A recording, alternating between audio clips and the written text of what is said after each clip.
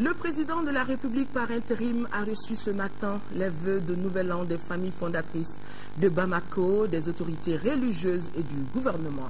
Dans les différents messages, l'accent a été mis surtout sur les deux défis majeurs du moment, à savoir la reconquête des territoires du Nord et l'organisation d'élections générales. Et pour relever les différents défis, tous s'accordent sur la nécessité de se donner la main et de parler le même langage. Bourama Traoré. Présentation des vœux de nouvel an au président de la République, une tradition respectée à la lettre, mais l'événement se tient cette année dans un contexte de crise institutionnelle et sécuritaire. C'est donc normal que les interventions portent sur cette double préoccupation. Pour le porte-parole des familles fondatrices de Bamako, la situation du Nord perdure. Les populations souffrent, il faut vite agir. Agir ensemble pour sortir le Mali de la crise. Une unité d'action prônée également par le révérend pasteur Youssouf Damélé, porte-parole de la communauté protestante, pour qui le temps est venu de dépasser les aspirations partisanes et placer le Mali au-dessus de tout.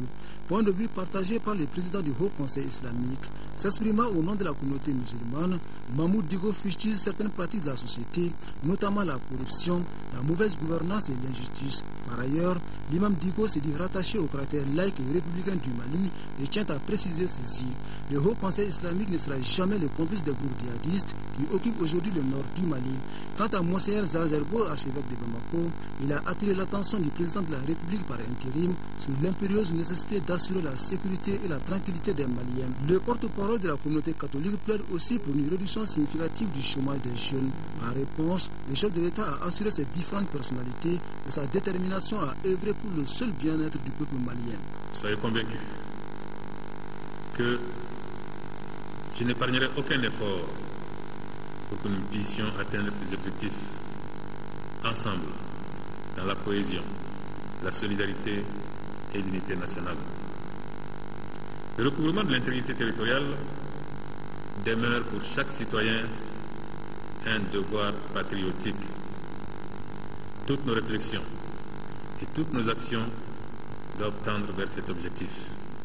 Après les familles fondatrices de Bamako et les autorités religieuses, le tour revient au gouvernement de présenter ses vœux de nouvel an au président de la République par intérim.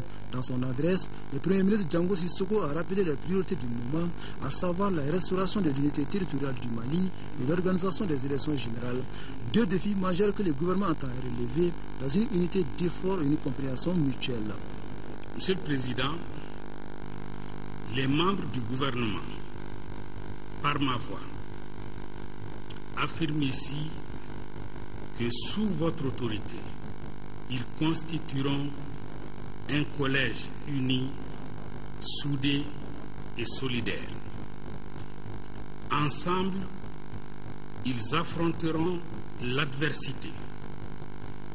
Ensemble, ils viendront à bout, Inch'Allah, de la tragédie qui ternit aujourd'hui l'image de notre grand peuple.